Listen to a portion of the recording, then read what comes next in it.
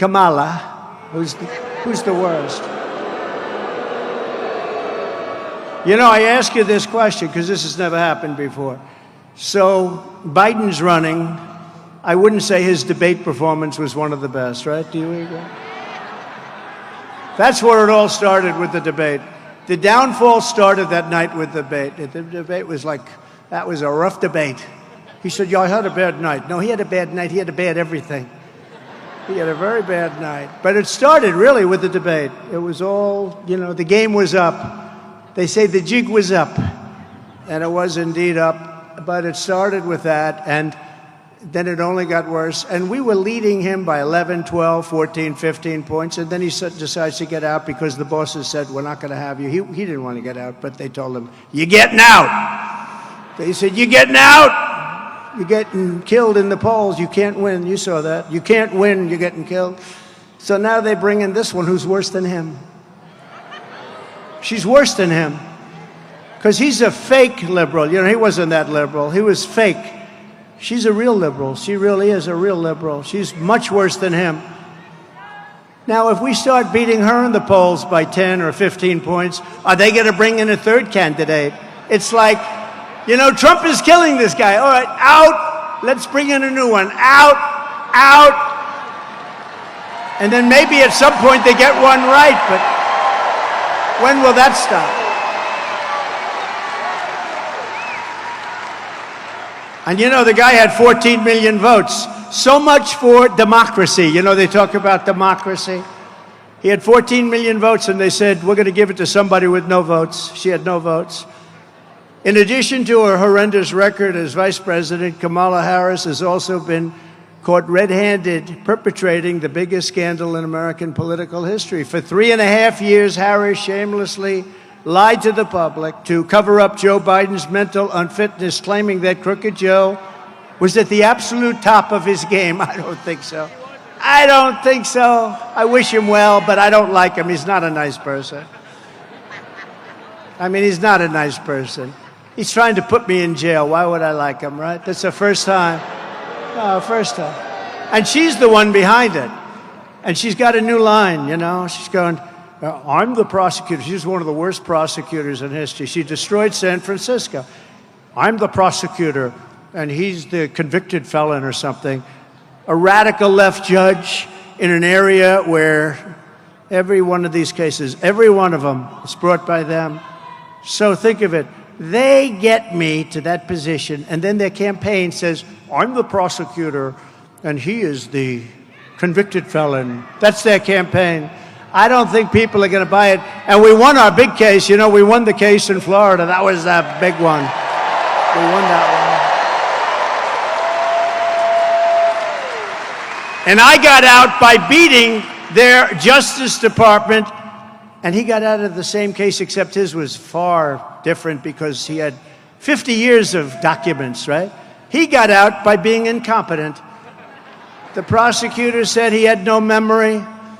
He basically said he's incompetent, so he shouldn't stand trial. Can you imagine? He can be president, but he can't stand trial. What's that about? But it was all headed up by her because she's a prosecutor, a really bad one. If Kamala will lie to you so brazenly about Joe Biden's mental incapacity, then she will lie to you about anything. She can never, ever be trusted. She can't be trusted. And just like Crooked Joe Biden, Kamala Harris is unfit to lead. She's unfit to lead. She'll destroy our country. In a year, this country will be destroyed. A vote for Kamala is a vote for 4 more years of dishonesty, incompetence, weakness, and failure. Other than that, she's doing an excellent job. A vote for Trump Vance. How do you like? How do you like him? J.D. Vance. How do you like him?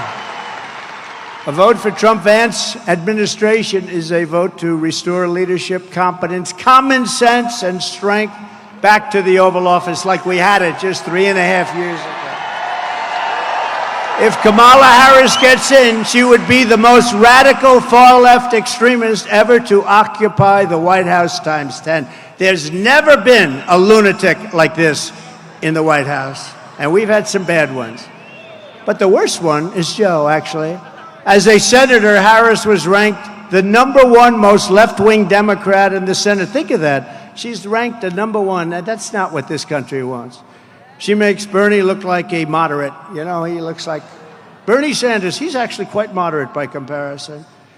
Here's just some of her crazy liberal record. Kamala Harris co-sponsored Bernie Sanders' $32 trillion plan for a socialist takeover of the entire U.S. health system, which will be a disaster and will bankrupt Medicare and Social Security. They're gone. And remember, Social Security is going to be gone anywhere if we're not elected, because they're putting all of these millions of people that are pouring into our country, they're putting them into Social Security, Medicare, schools, hospitals.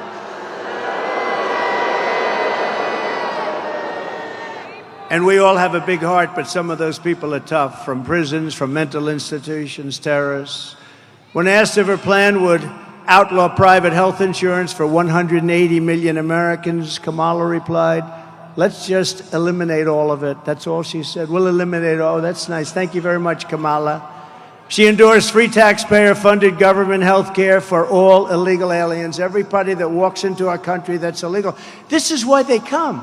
When these stupid people, they're stupid, low IQ people, when they say, we're going to give you health care, we're going to give you everything, they come. You're not going to say, we're going to give you all of these things. They're going to come, even if they're fine in their country. And people are being killed in the caravans, especially women. They're dying on the way up. It's horrible. It's horrible. You have to see the real numbers. She co-sponsored the $100 trillion Green New scam with the goal of completely abolishing the oil, coal, and natural gas industries, which would reduce the United States to a third world country. No more oil, no more gasoline.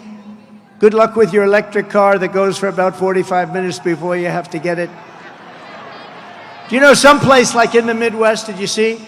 They built 8 chargers. You know, that's sort of like the equivalent of a gas pump. They built 8 chargers for $9 billion, and 2 of them don't work. That's a big problem.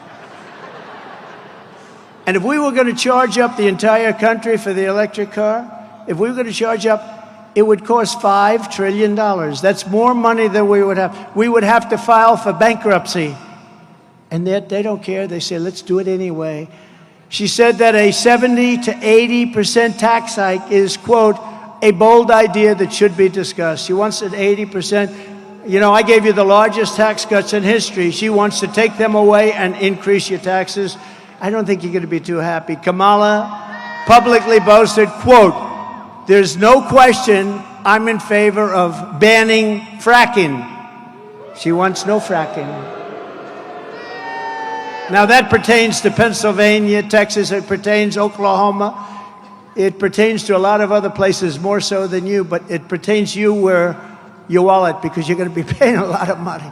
You're going to be paying so much, you're going to say, bring back Trump, please, please, please bring back Trump. We want Trump. We want some common sense, please.